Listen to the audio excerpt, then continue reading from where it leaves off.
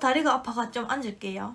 어린 나이부터 경제관념에 관심을 갖게 된 계기. 일단 부모님의 영향을 받아서 절약 DNA를 타고났고, 또 20살 때부터 제가 부모님으로부터 경제적으로 독립을 해서 대학교도 제가 공부해서 장학금 받고 제가 알바해서 생활비 마련하고, 그렇다 보니까 자연적으로 경제관념에 빨리 눈을 뜨고 아르바이트를 하다 보니까 적은 돈도 함부로 받지 않고 적은 돈도 함부로 쓰지 않는 그런 게 제가 습관이 된 것 같아요. 그러니까 아주 어릴 때는 저도 부모님한테 투정을 많이 부렸었는데 지금 생각하면은 진짜 하루라도 더 빨리 철들지 못했던 게 아직도 후회돼요. 여러분, 절약하시는 부모님을 자랑스럽게 생각해야 돼요. 이런 분들 계세요. 우리 엄마는 왜 이렇게 아껴? 우리 아빠는 왜 이렇게 아껴? 그게 부끄러운 게 아니에요. 분수에 맞게 사는 거예요. 애들 먹여 살려야 되는 돈으로 외제차 뽑고 명품 두르고 다니고, 이런 부모들이 더 답 없는 거예요. 연애를 하신 적이 있으신지, 하셨다면 상대방의 생일이나 이벤트는 어떻게 해줬는지, 연애를 지금 하고 있고요. 상대방의 생일은 갖고 싶은 거를 기가 막히게 제가 탁 사줍니다. 이벤트는 저희가 기념일 같은 거는 하나도 안 챙겨요. 그런 거 머리 아파가지고 저는 그런 것도 안 좋아하고, 기념일은 딱 1년에 한 번 우리가 비행기에서 처음 만난 날, 그날만 매년 기념하고 있습니다.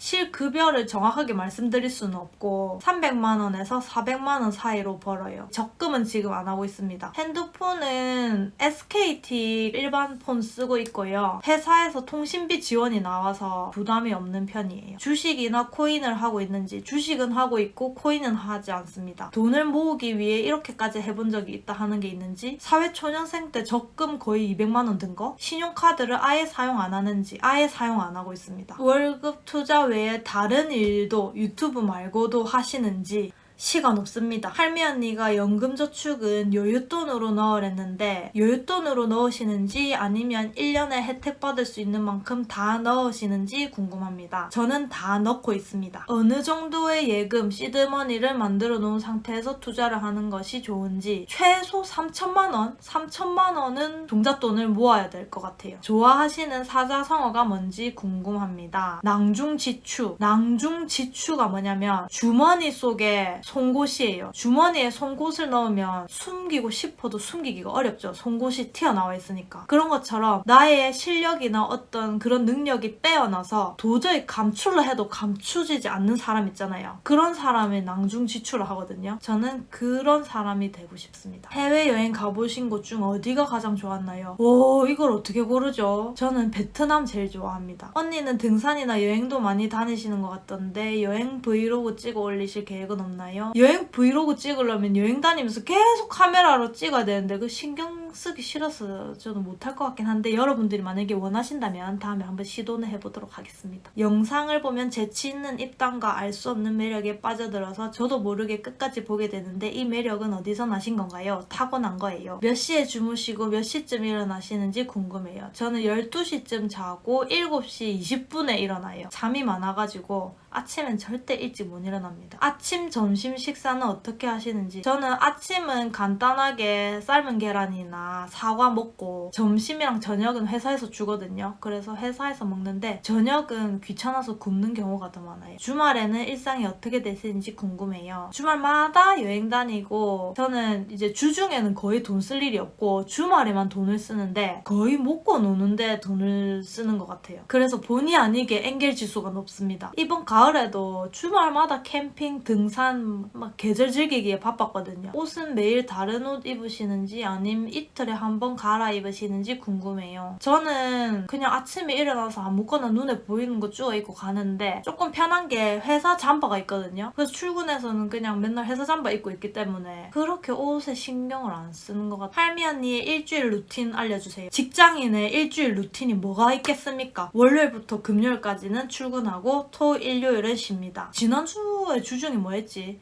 하루는 서울에 광화문 금융런이 만나러 갔다 오고, 이틀 정도는 편집한다고 바빴고, 하루는 회사 후배랑 도서관 갔었어요. 그리고 하루는 친구 집 놀러 갔었고. 이러한 정보들을 아시는데 공부를 어떻게 하시나요? 특별히 공부를 한다기보다는 관심을 가지고 알아보다 보니까 자연적으로 이게 정보를 습득을 한 거예요. 하지만 이렇게 영상을 찍으면서는 더 정확한 정보를 조사를 하기 위해서 꼼꼼하게 공부를 하는데, 이봐요, 증권사 책자까지 받아가가지고 제가 막 필기까지 하면서 다 공부를 해가지고 여러분들한테 그리고 저는 이제 해외 수출 업무를 하면서 전 세계로 물건을 보내고 전 세계와 메일을 주고받기 때문에 세계의 이슈가 저와 연관이 돼 있어요. 제 일에 영향을 주기 때문에. 그렇다 보니까 자연스럽게 어떤 국제적인 이슈, 국제 시황 등을 특별히 공부할 필요 없이 일하면서 다 느끼는 것 같아요. 지금 가장 추천하거나 좋아 보이는 재테크, ETF. 본인에게 가장 맞았거나 지금 하고 있는 재테크, ETF. 부동산 공부는 어떻게 시작하는 건지, 공부에 대한 추천은 어떻게 되는지 저는 책부터 읽었어요. 투자 공부 입문하기 좋은 책이나 컨텐츠가 있을까요? 책 추천해주세요.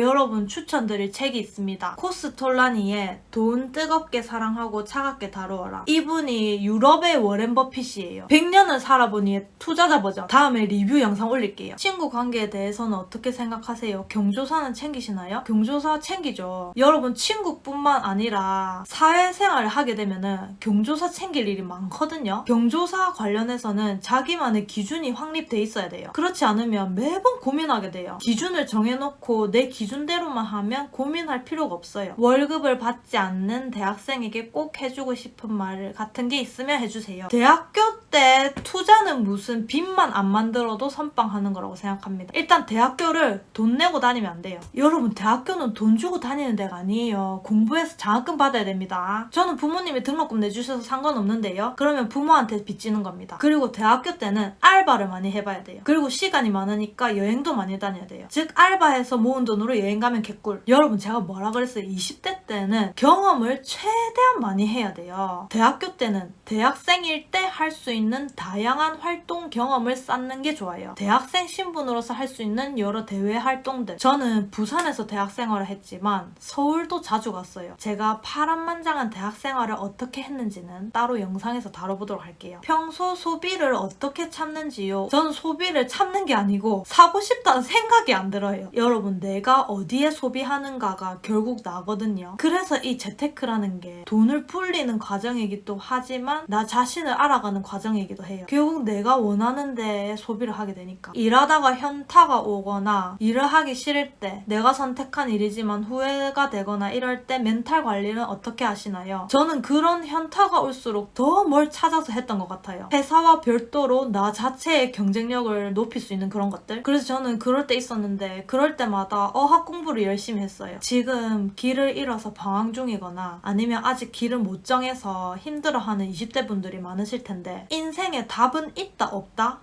있다. 내 인생에선 내 선택이 답이다. 그러니 다른 사람한테서 정답을 찾으려고 하지 말고 내가 정한 길로 쭉 성실하게 가면 되는 거예요. 무슨 길을 선택하던 간에 그 길을 따라서 만족하면서 살면 그게 정답인데 자꾸 뒤돌아보고 옆을 쳐다보고 그러면 안 된다. 다른 길을 쳐다보면서 후회하고 미련 가지면 그게 바로 아무 답 없는 삶이 되는 거예요. 그리고 이 댓글은 제가 진짜 너무 공감이 가가지고 최근에 달린 댓글인데 진짜 너무 공감이 가는 게 여러분도 이렇게 생각하시죠? 제 주변 사람들은 제가 알려줘서 전부 다 잘 알겠다고. 근데 아니에요. 예를 들어서 연금저축펀드 친구들이랑 주변 사람들한테 이거 해라고 알려줘도 안 해요. 한 귀로 듣고 한 귀로 흘려요. 왜? 관심이 없기 때문에. 관심 없는 사람들한테 계속 알려줘봤자 잔소리밖에 더 되지 뭐 하겠어 싶더라고요. 저도 차라리 이런 게 필요한 사람들, 관심이 있는 사람들, 관심은 있는데 잘 몰라서 설명이 필요한 사람들 한테 알려줘야겠다 싶어서 찍어서 올리기 시작했어요. 알고도 안 한 사람 있지만 적어도 몰라서 하는 방법을 몰라서 못하는 사람은 없었으면 좋겠다. 그런 생각으로 시작했고 지금까지 하고 있고 앞으로도 그럴 겁니다. 여러분 구독자 5만 명 진짜 너무 감사드리고요. 그 기념으로 제가 선물을 준비했는데 여러분들한테 어떤 선물이 좋을까 고민을 하다가 이제 연말이고 곧 2021년 마무리하고 이제 2022년이 시작되지 않겠습니까? 그래서 구독자분들이 내년에도 알뜰하게 절약에 성공하시기를 바라면서 가계부 선물을 준비했습니다. 여러분 이게 뭐냐? 이게 수첩 가계부거든요.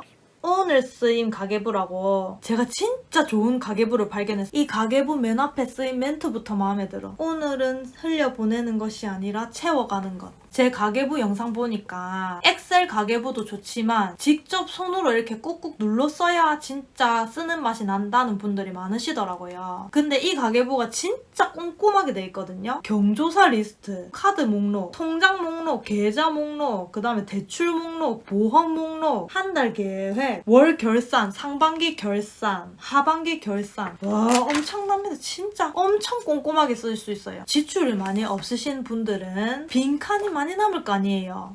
그러길 바랍니다. 그런 경우에 간단하게 이제 메모를 해도 되니까 이게 다이어리 겸용으로 써도 좋을 것 같아요. 가계부 따로 다이어리 따로 할 필요 없이 이거 하나로, 이게 스프링으로 돼 있으니까 이렇게 평평하게 일자로 펴놓고 쓰기도 좋고, 이 가계부가 진짜 필요하신 분들 댓글로 신청 남겨주시면 추첨을 통해 10분께 선물로 보내드리도록 하겠습니다. 구독자 여러분들 다시 한번 감사드립니다.